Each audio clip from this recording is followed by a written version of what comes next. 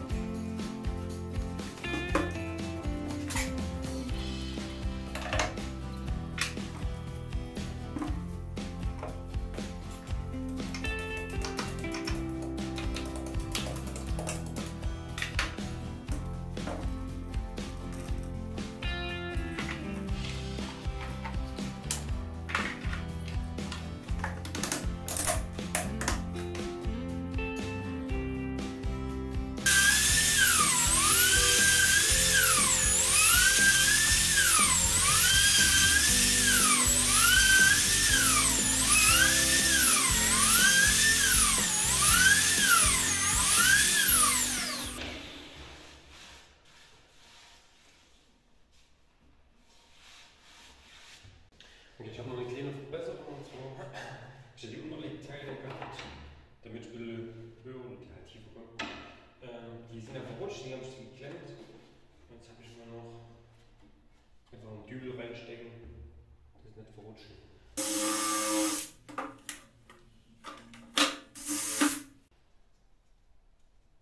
Den würde ich jetzt einkleben und dann kann man hier, zack.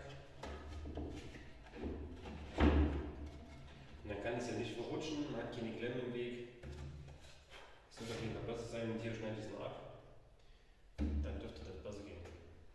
Okay, hier sind die Teile eingeklebt und noch ein Stück gekürzt. Jetzt einfach bloß hier drunter.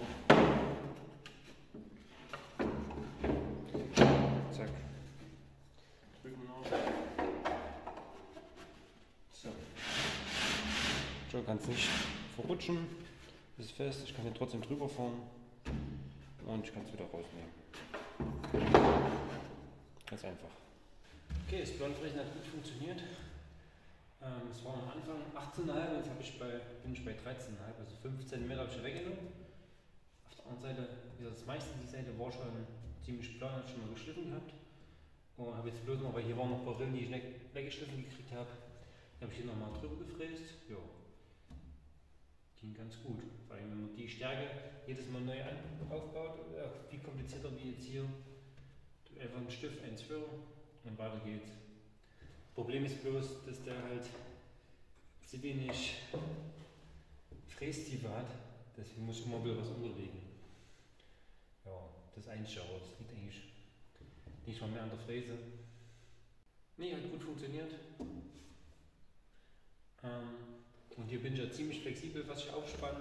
Ich kann ja verschiedenes Zeug einspannen und alles machen, wie ich es will und brauche. Und ich kann das ja größer machen. Jetzt bin ich hier bei 80 x 80, aber ich kann das natürlich auch größer machen, dass dann hier ein Brett durchpasst oder was auch immer. Oder hier aussparen irgendwo, dass ich ein Brett reinlegen kann, das Blauenfräs. Ja, danke fürs Zusehen. Gebt mal einen Daumen nach oben, lasst einen Kommentar da und abonnieren bitte. Danke. Ciao, bis zum nächsten Mal.